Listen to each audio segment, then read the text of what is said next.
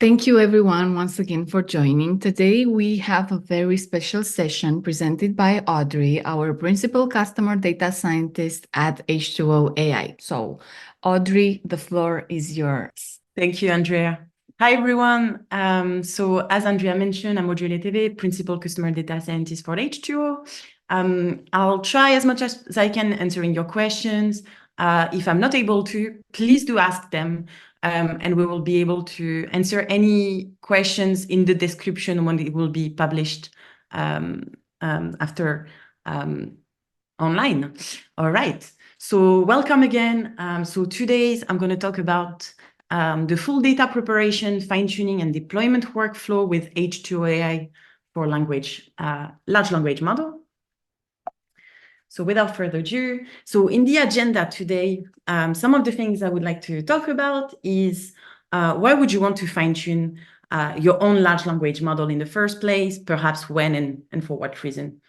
Finally, maybe also to set the context, is talking about our GenAI ecosystem. We're going to see some of the tools that we are using to fit that pipeline and workflow I've just mentioned. But also talk about H2O AI-powered search assistant called Enterprise H2O GPT, which I will describe as well in a second. And then finally, looking at the workflow from preparing your data for fine-tuning in the situation, again, where fine-tuning may be a good option for your use case. And then we will use H2O LLM Studio, which is our no-code tool to fine-tune your own large language model from foundational models. And then finally, we will look at how to deploy models with H2O MLOps. All right. So the foundations of H2O GenAI ecosystem looks a bit like this, starting from the left-hand side with unstructured data sets. So that could be coming from documents or things like audio data sets, PDF, anything that is unlike your potential traditional data set that you would use in your machine learning workflow. And at the end of the spectrum, you have the end users that is wanting maybe to do a couple of things here. So the first thing is maybe chat with those documents, whether this is to extract facts from it or just ask questions about the document itself or things in a more general sense. And so in the middle, you have everything essentially to kind of fit that purpose. The first thing is perhaps from the point of view of preparing data for fine-tuning a large language model. Should you want to use a large language model to interact with or to interact as well with your documents using RAG or Retrieval Augmented Generation, which is essentially a way to augment the context of a large language model to be able to respond with facts and things that are available from your vector database as a knowledge base. So the first thing would be, let's assume that you want to fine-tune a model. We have the product called LLM Data Studio, which you can use to create Q&A pairs, which is the format that is useful for fine-tuning large language model. And then we have H2O LLM Studio in the middle to fine-tune your model. Again, this is an open source tool. I invite you to look at the GitHub repository. We will send that to you in the description of the video.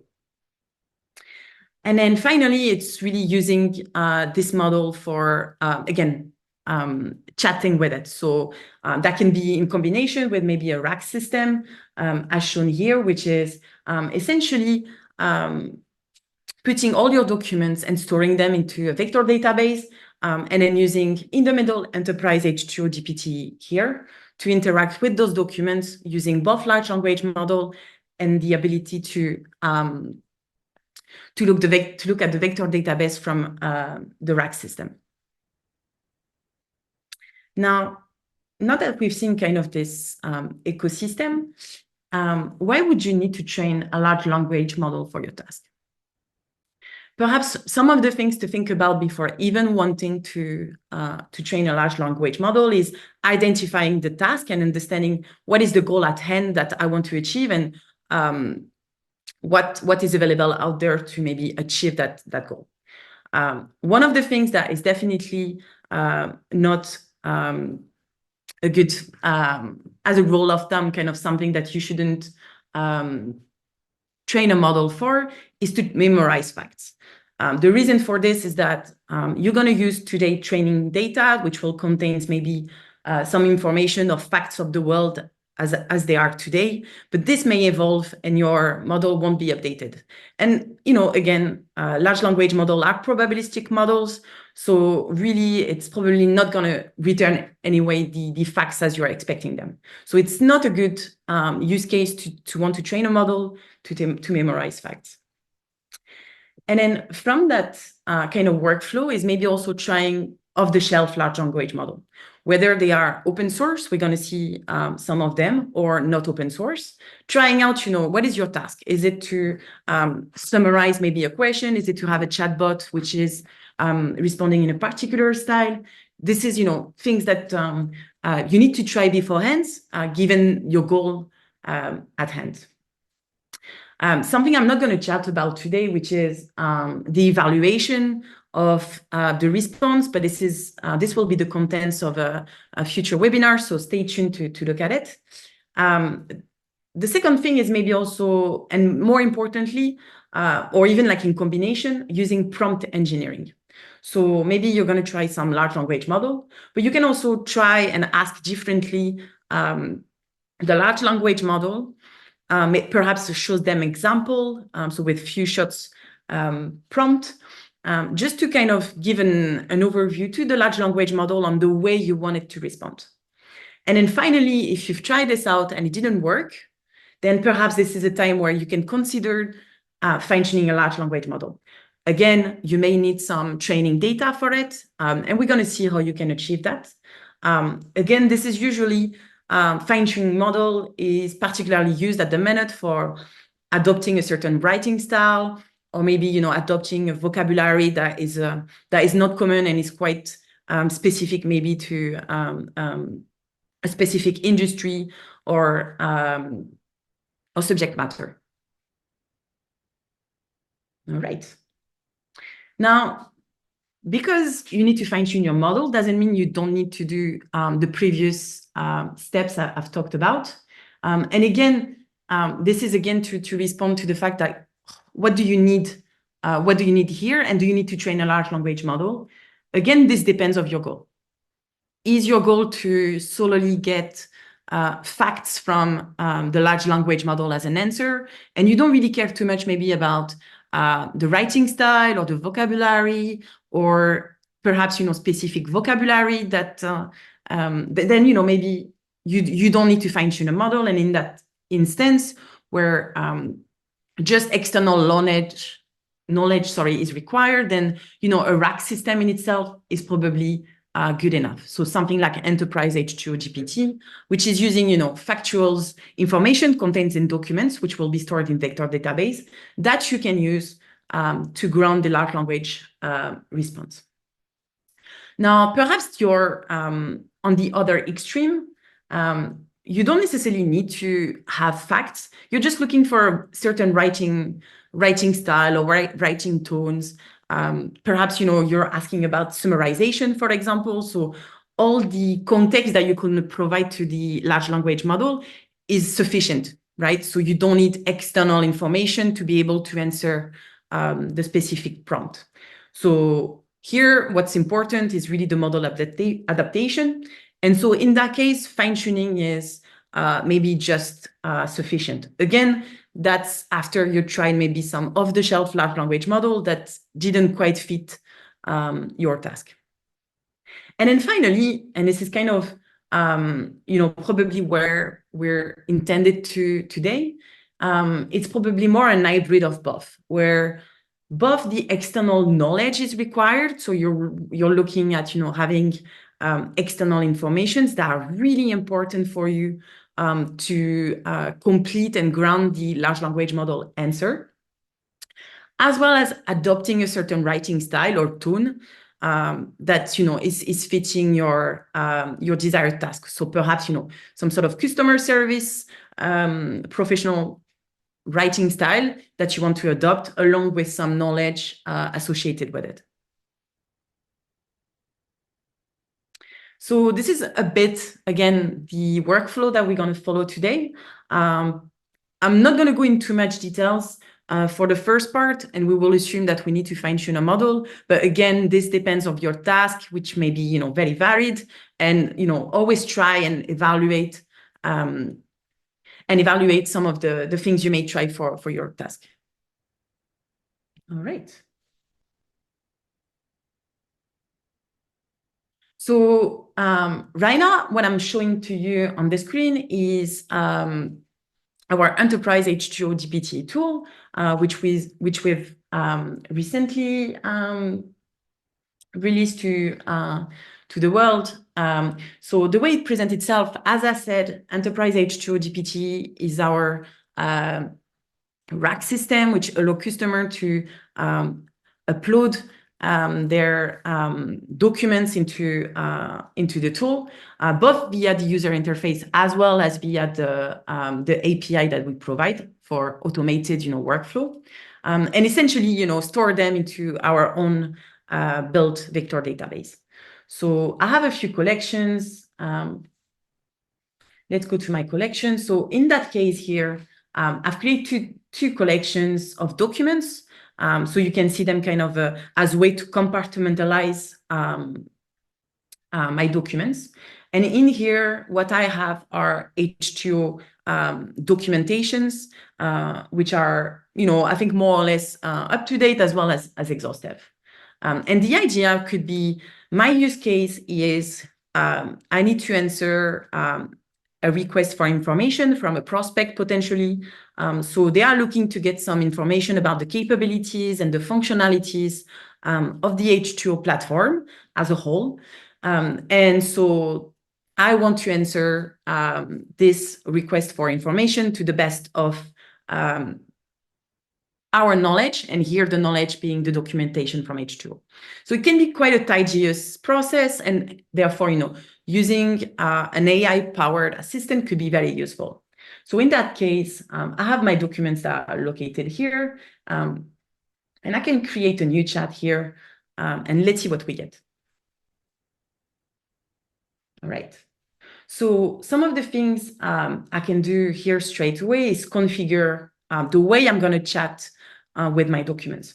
So one thing, as I said, trying multiple large language model off the shelf would be really useful. In that situation, I have a mix of multiple large language model to use. I'm going to use the own foundational model that has been fine-tuned recently by H2O called H2O Danube.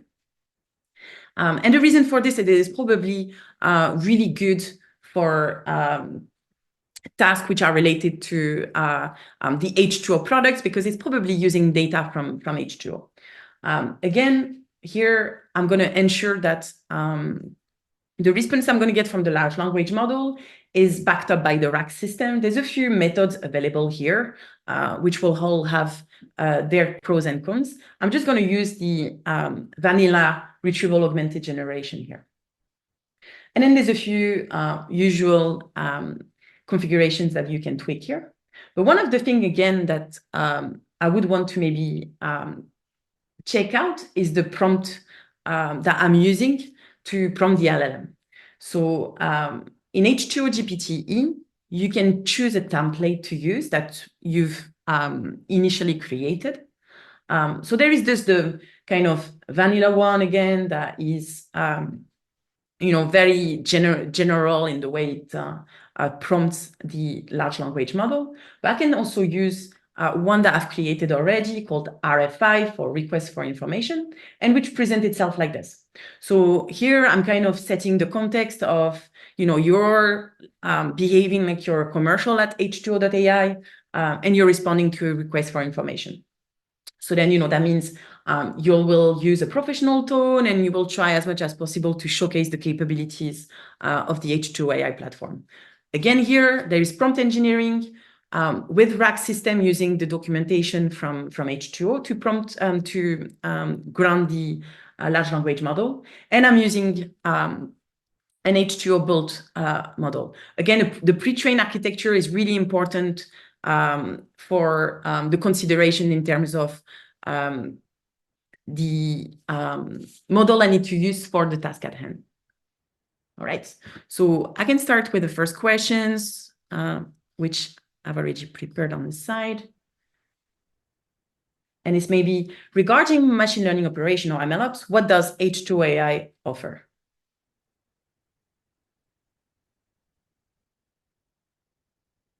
Brilliant. So this is kind of the answer, and I'm quite happy because it's using obviously the knowledge base behind, but some of the things maybe I am not liking here, or I want to change a bit. So, you know, for example, the fact that it says to learn more about H2O AI and ML capabilities, you can refer to the document provided in the links mentioned in the document. Right. I'm responding to an RFI. I want to make this as painless and as, you know, as seamless as possible for the prospect I'm probably sending that RFI to. So sure, one of the things I could probably do again here is modify my prompt and try and find a prompt that would best help into answering that question. But let's assume here, just for the sake of that presentation, that I've done quite a few tweaks. And also, you know, I'm not managing to respond to that, to get an answer that fits my purpose. Usually that will happen when you have also consideration about the cost of serving a large language model, because then in that case, you're probably looking for a smaller architecture. And perhaps with a smaller architecture for your use case, the prompt engineering won't work as well as fine-tuning the model. So again, you know, that could be an additional reason as to why you need to fine-tune a model. You know, you're using maybe a smaller model and prompt engineering isn't making quite the task as you wanted it. All right. So one of the things that, you know, we could assume as a workflow, and which is the way I created kind of the data for my fine-tuning, is the ability in Enterprise H2O GPT to be able to feedback the answer you receive from the large language model. Here, obviously, there is kind of different routes to take from it. So let's assume here, for example, that I am not liking that last answer, and I don't want to refer to any document because the user shouldn't have access to it. And perhaps, you know, I'm going to add more to it. So I can submit this, and it's going to save that feedback in the background. Now, the way I'm going to use that feedback further down is obviously by comparing both the original answer from H2O GPT and the preferred answers. So kind of, you know, in a workflow where you're looking to do reinforcement learning with human feedback, this is ideal because you're having an original answer and a human preferred answer. Now, in my case, I'm not going to do reinforcement learning with human feedback or even do DP or direct preference optimization. I'm just going to use directly the preferred answer to fine-tune a model, but just bear in mind that this is a route that you could take. So let's have a look at the data that I'm looking here. So I've already obviously prepared the data in the past when I feedback this to H2O GPT. And this is kind of the output I'm getting where I have the original RFI questions. I have the answer from H2O GPT as is.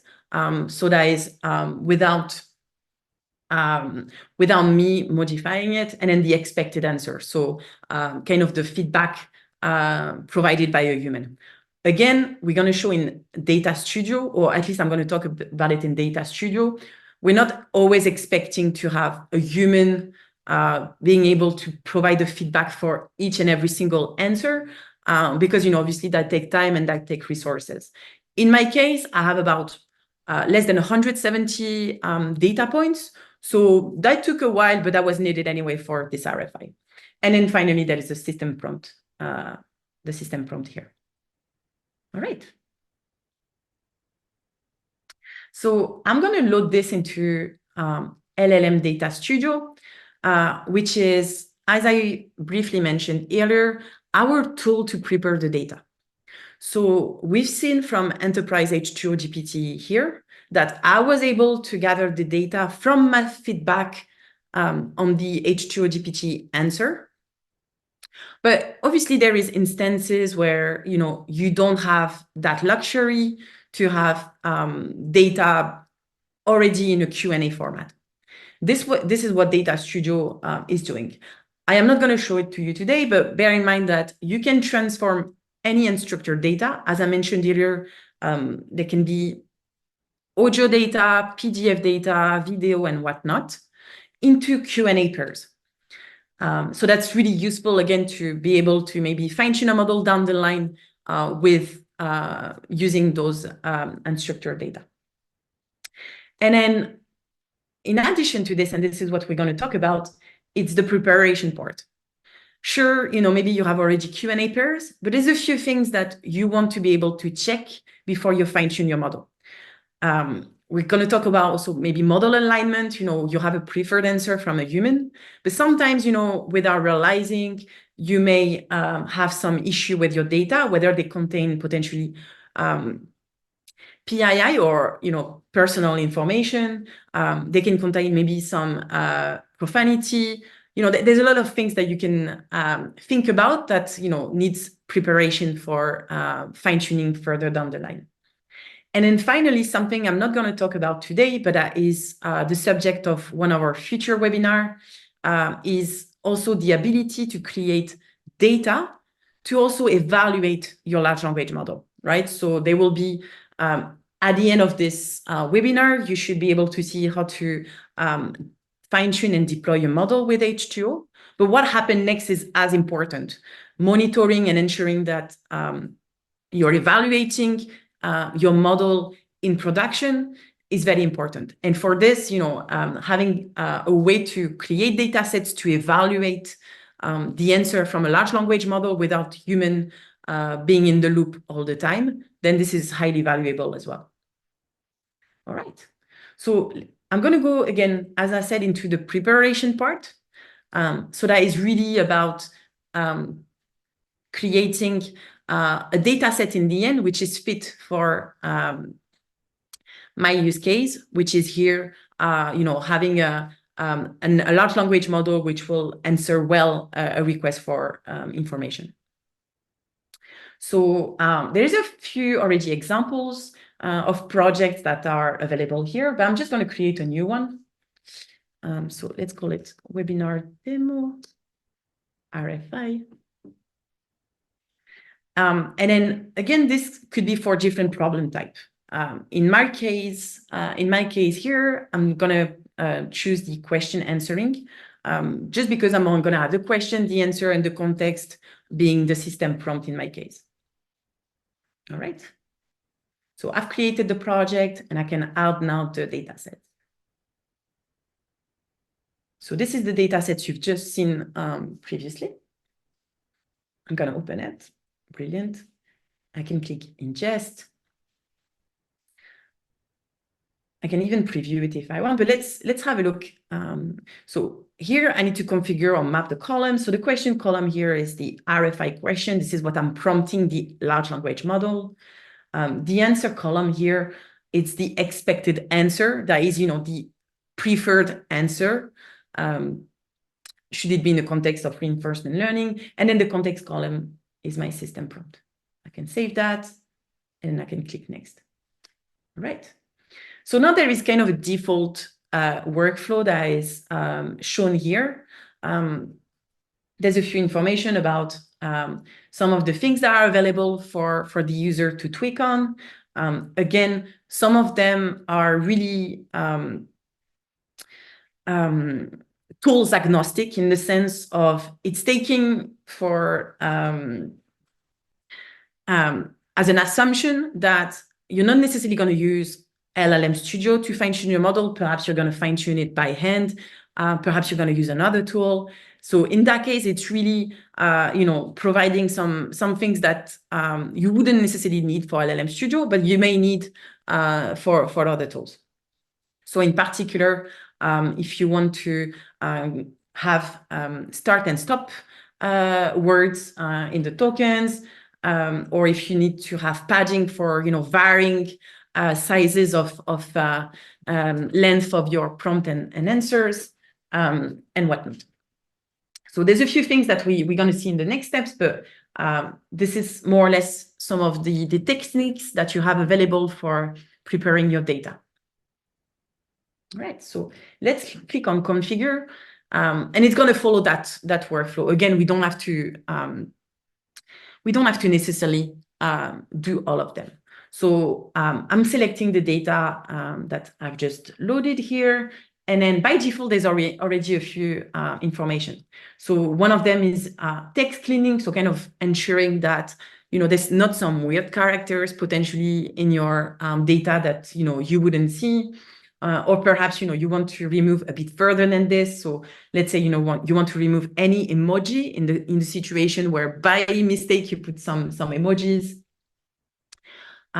There's some profanity checks. So you can, again, ensure that there's no bad words in your data that you have. Again, this is very useful as well when you're potentially generating Q&A pairs. Since they've been generated, you're always at the risk that there is some languages that is used that is not really meeting what your standards are for the task. In particular here for request for information, you want to adopt a professional tone, and therefore you cannot afford to have something that is kind of insulting people, let's say.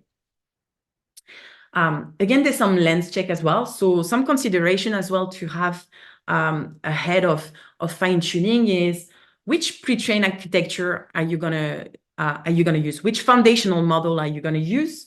And therefore, potentially, what is my limitation for the context that the model is gonna be able to use to generate the answer. So I'm going to leave it as is here. This seems good. There's some text quality check as well. So again, to ensure that kind of the reviewed answer is up to the standard in terms of the syntax and the way it's formulated. There's some question relevance check as well to ensure that the questions and the answers are actually also relevant and fit together. And then again, something that is dealt with directly with LLM Studio is maybe padding and truncating. So again, in the situation where you want to limit the size of your Q&A pairs, and padding when you have answers with varying sizes. And then the output format. So here we're going to just output a CSV file and then use it later on in LLM Studio. So I'll just review this. So that gives me kind of almost like a configuration type of format that I can reuse later to always potentially create the same pipeline, and I can click Run Pipeline.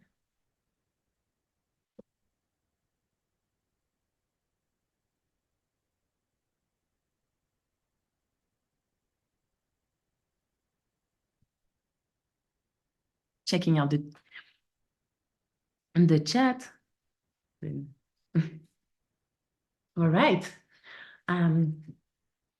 So this is kind of an overview as well of what happened here. So as I said, I had a bit less than 170 rows here.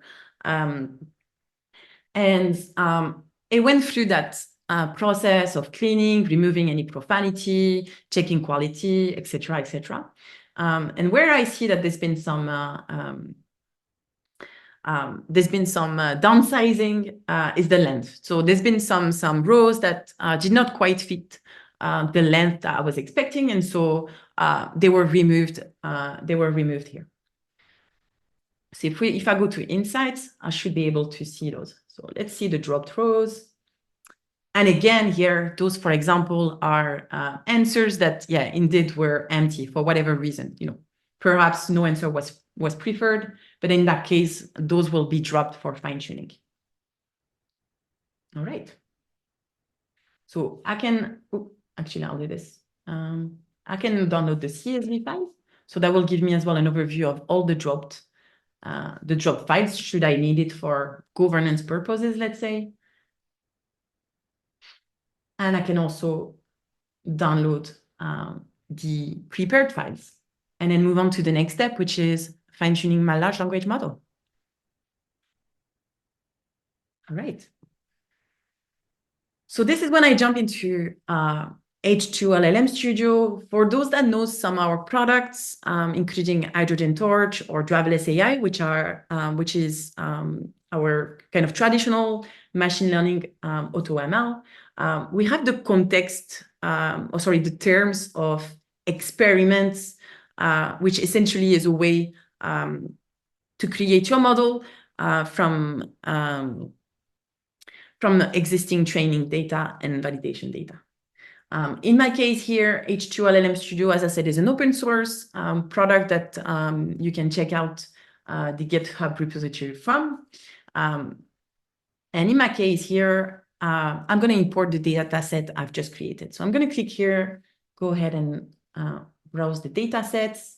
So I just downloaded it here. Brilliant. And I'll upload it.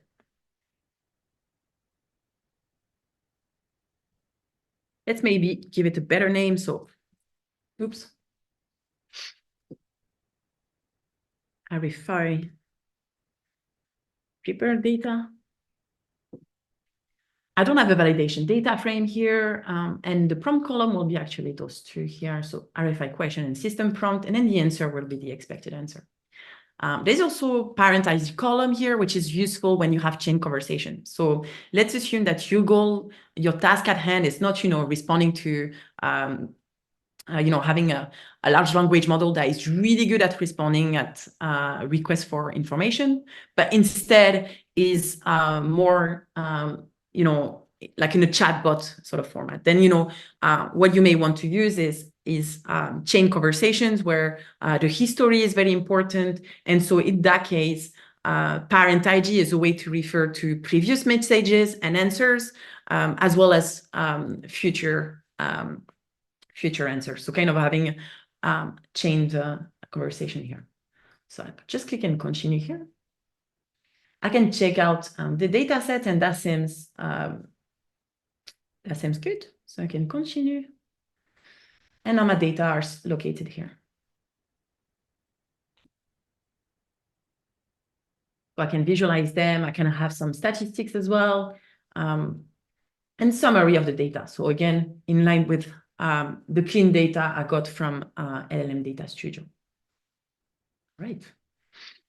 So from it now, I can start and go ahead and create an experiment. And here I am. So it's using the data I've just prepared in LLM Data Studio. So it's been clean and is in Q&A forms. And now there is multiple problem type I have at hand. So in my situation here, I'm looking to get to generate a completion or answers from requests for information questions. And so causal language modeling is really what I'm looking for. But LLM Studio provides also other problem types and covers other problem types.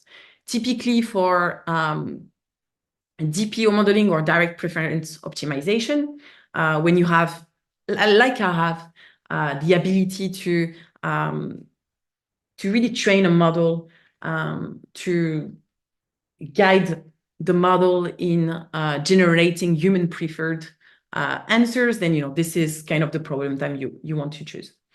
Sequence to sequence modeling for summarization, and then we also have causal classification modeling, which, as its name says, is for classification. So in your case, you would have, instead of the completion or generation of an answer from the questions, you would have a classification. So that would be typically, used for like a limited and finite topic modeling, let's say.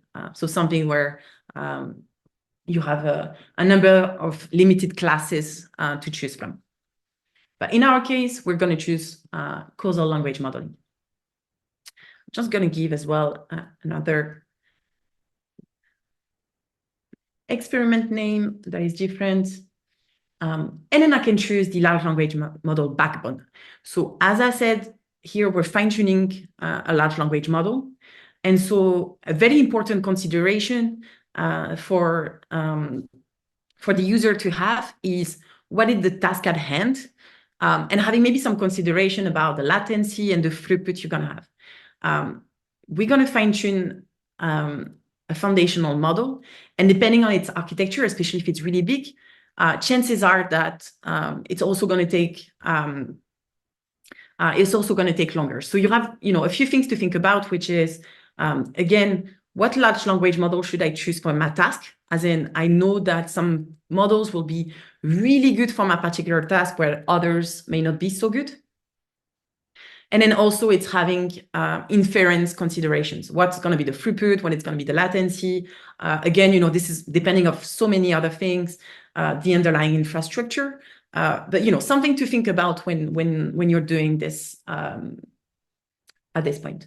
So in my case here, I have a few obviously open source foundational model available to me. I'm going to choose this maybe a smaller architecture of this Llama 2 fine-tuned by H2O GPT with a context of 4,096 tokens and 7 billion parameters. So let's use this one.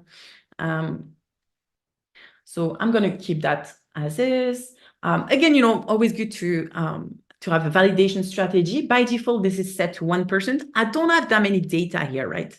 So probably one thing I'm going to do is select slightly more, but not too high. So that will be a way, again, it's not going to impact the training itself. It's just to have like an overview of the evaluation here. But this is a good practice to be able to evaluate a few different experiments on the fly. I'm going to use all the data here again. It's not like I have loads and lots of data, so I can use it all. And then I can provide information about the system column, or the system prompt in my case. So let's put it here. The prompt column, so really the RFI question, and then the answer column, which is the remaining one, which is expected answer. I'm going to leave the rest as is. I'm happy to have those different tokens. And again, the next one is Tokenizer Settings. So something to really keep in mind based on the backbone large language model you've chosen, as this will be heavily related, right? So here, I'm probably going to have not a length prompt too high. Maybe I'll limit it to that. Sorry, yeah, maybe even this. And then max length answer, probably something along those lines. And then the max length shouldn't be higher, again, than the large language model context length.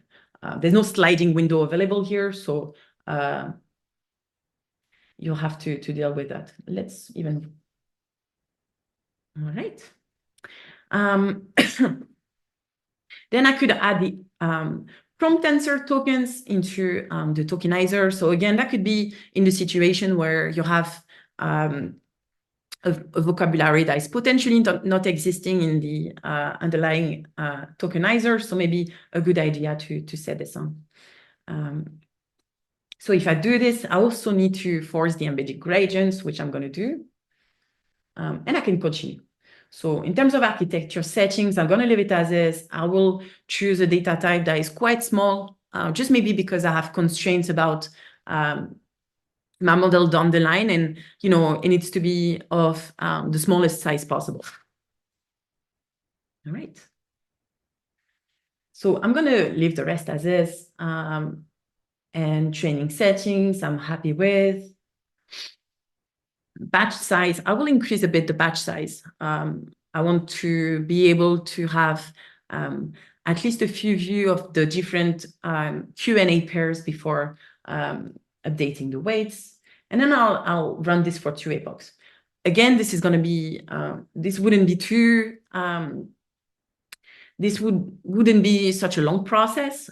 So again, this depends of your, and task and at hands, you may want to play with this, and there's not like a kind of one setting that works well. All right, so I'll keep the rest as is. One good consideration here, and by default is always set on, is LoRa, or low rank approximations, which is a really smart way to fasten your and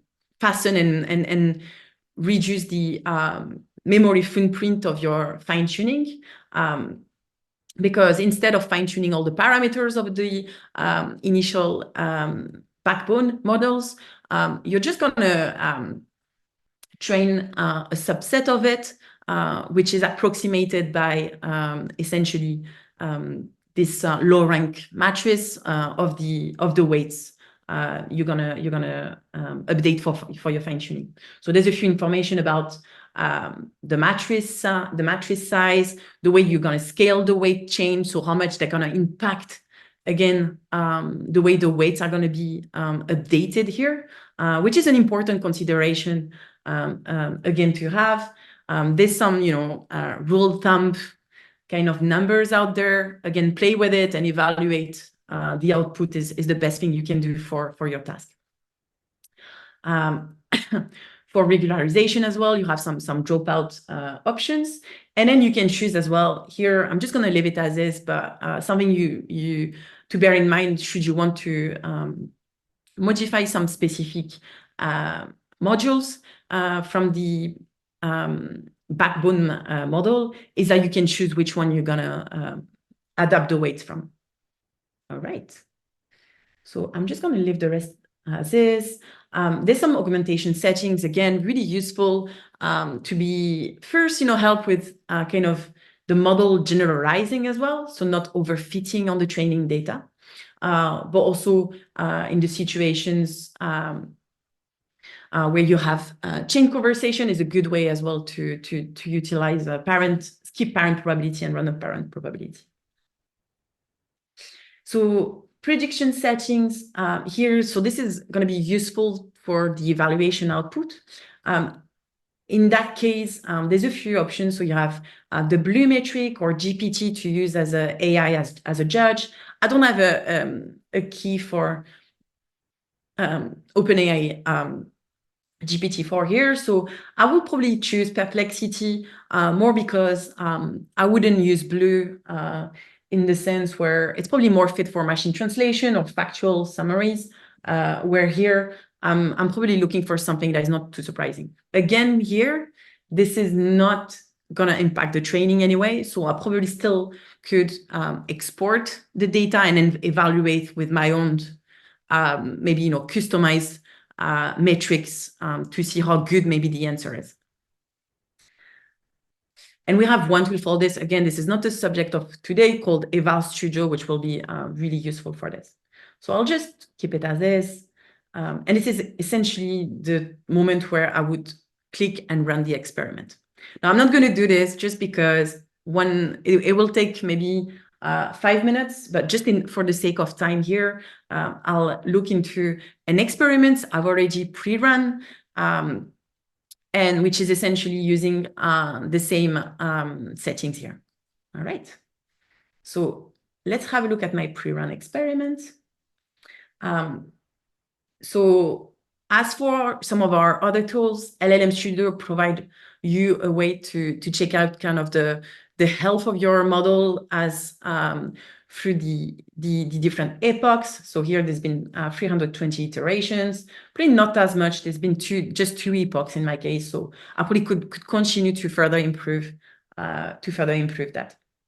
Again, I could also would probably want to download the predictions and maybe evaluate this large language model with my own metrics. But I can have a look at some of the predictions made. So perhaps the input text, and then the target, and then the predicted text. Oh yes, because I'm choosing Perplexity, I cannot check this.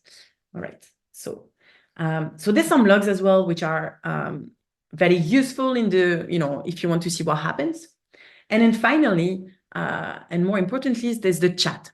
So again, we're maybe at a step where you're wanting to check out whether or not this model is maybe good for production. Again, best practice would be to evaluate it and check it out further with your own metrics. But perhaps you just want to sense check as well the way the model may respond as is. So again, I'm going to reuse the same question I've used before and see what happens. I may just reduce the max length inference here and keep the rest as is.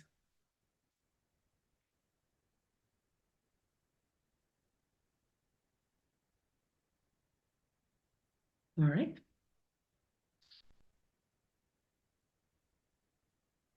Oh, let me redo it. Oh, let me try again.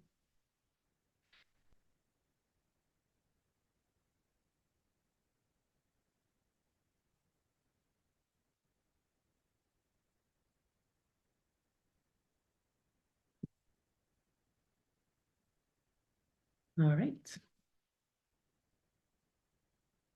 Brilliant.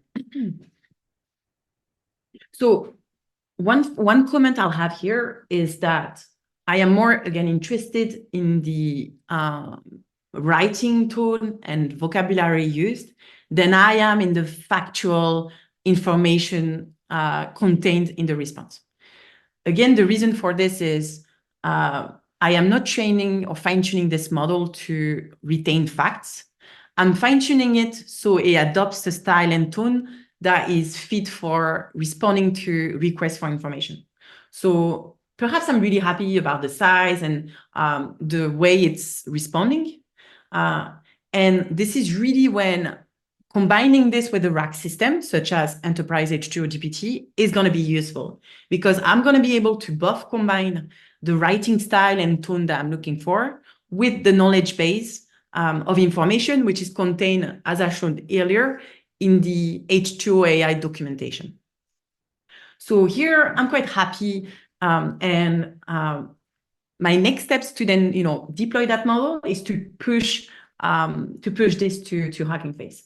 So I already have an account with the Hugging Face, so I pre-filled again some of the information here. So I'll just click on export, and this will take both.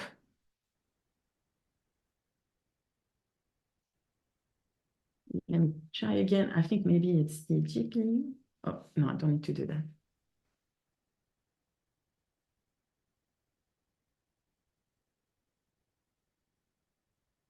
All right, I think I've assigned a too small of a GPU for that instance. Let me close this one and then show you another one I have as well as a backup. So let's check this one and then push checkpoint to Hugging Face. All right, so that should be good. Maybe I'll just use the CPU here and export. Meanwhile, I'll show you so my Hugging Face profile with some of the models I have already there. So I already preloaded here a model I ran with LLM Studio, in fact, yesterday for the sake of time. So you see it appear, and I'll show you how I can deploy my model into H2O MLOps. So let's see what happens. Yeah, it will take a bit, so we'll keep an eye on it. But meanwhile, yeah, it's here. So it's slowly getting uploaded to Hugging Face. But meanwhile, I'll show you the H2O MLOps interface. So, H2O MLOps is our toolings to be able to manage and monitor models that were created with H2O tools as well as third-party models. In my case, I have a bunch of projects that I have here for different purposes, but one project I've created in particular for that webinar. So in that case here, within a project, I am able to load experiments. That is, multiple experimentation done by me or by my colleagues. I can register models, which are different models, and I'm going to show you how to register one. And then deployments. Again, I could have multiple deployments, which will be useful for inference purposes. So this is kind of, you're looking here at a pre-deployed model. Again, this takes more or less 5 minutes to deploy a model. So for the sake of time here, I've created one, but I'll show you how I can deploy a model. Let's check this out. So now it's pushed successfully to Hugging Face Hub. And if no, it's a dated model. So I'm just going to make that models public. And now, brilliant. So that means I can refer to that model and be able to register it within H2O MLOps. So I've copied it. And I'm showing you now my notebook, which is a notebook with the way I'm going to interact with H2O MLOps using the large language ops client. So let me just connect to it. Brilliant. In the case where this project wouldn't exist, I could create it here. But in that case, I'm just going to refer to the project I've done show you here. So called Webinar LLM A to Z.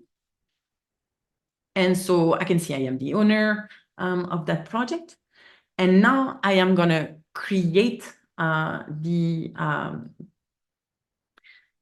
experiments and sorry, the experiments and register the models into H2O MLOps.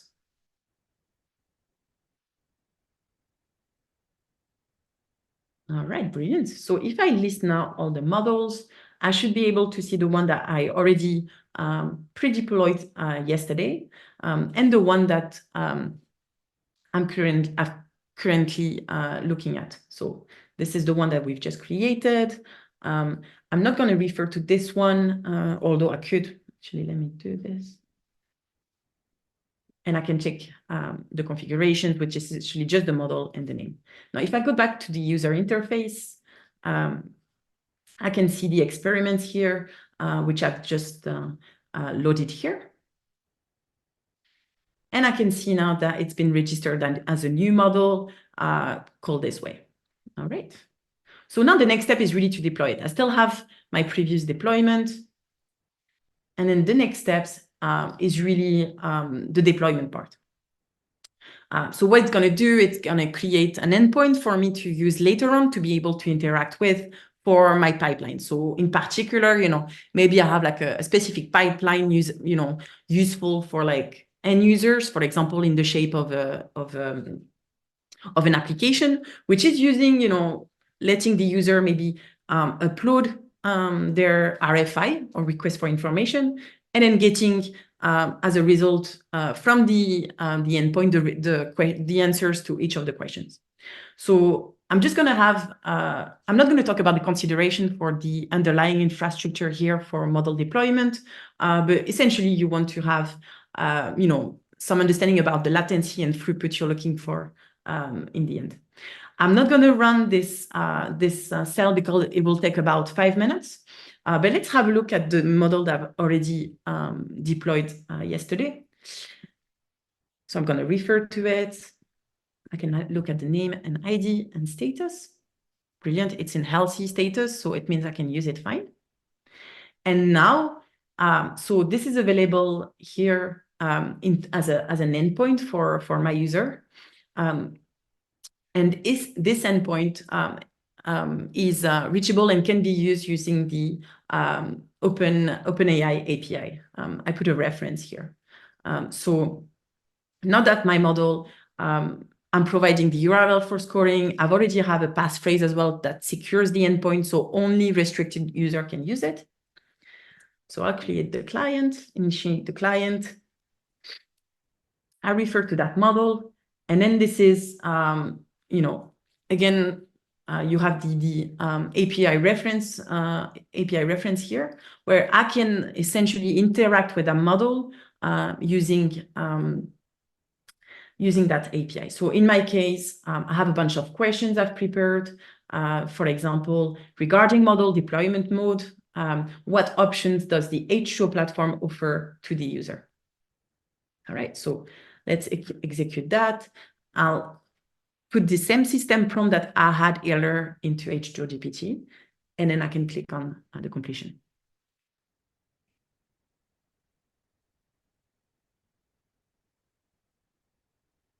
Brilliant. And now I have my answer. So, again, this is just showcasing to you the way you can create, fine-tune, and deploy a model with H2O. Thank you. Thanks a lot, Audrey, for this great presentation. So as you can see, LLMs can be definitely managed from data collection up to deployment. And this process can be straightforward once you have the right tools in the right order. I just have, Audrey, one question before we sign off. And thanks once again for taking the time. So in your opinion, when you talked about LLM Studio, what do you consider, based on your experience as a principal customer data scientist, that should be the minimum size of your data for fine-tuning purposes? This is a good question. I don't think there is like a definite answer. You're probably not gonna like my answer. There's probably not a definite answer to that. Again, that would depend. I know user would hate me saying this, but that depends again of the task at hand. Usually, something that is quite diverse, especially for what you want to do, right? So if you have you could have 1,000 Q&A pairs, but kind of being all the same, then it's as much it has as much as interest as not having a smaller data. So something diverse. But again, as I said, probably one of the things that is even more important than the size of your data set, although I would say, probably in the hundreds is probably a minimum, is the pre-trained architecture. So consideration of the pre-trained architecture and what works well in the literature for your task is probably the most important. Okay, thank you. So that's a good thing, because actually, if you already have a pre-trained architecture, you don't need so much data.